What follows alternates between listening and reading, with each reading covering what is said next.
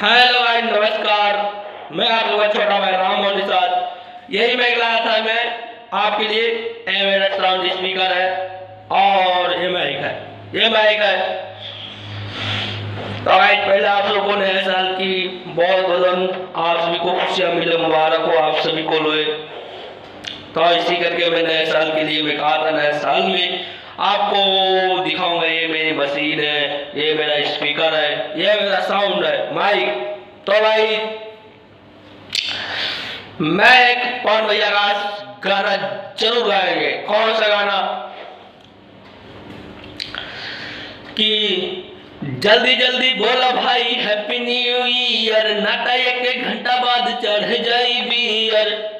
और जल्दी जल्दी बोला भाई हैप्पी न्यू ईयर, नाटा एक घंटा बाद चढ़ जाई बियर। नए साल में पी के मन गदगदा जाएगा, जल्दी पियला में गाली बोला जाएगा, जल्दी पियला में गाली बोला जाएगा।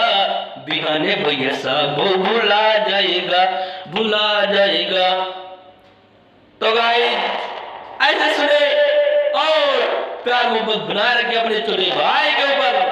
और चैनल को सब्सक्राइब कर देना, ये आपसे रिक्वेस्ट कर रहा हूँ। मैं आपका भाई राम मोहन निषाद।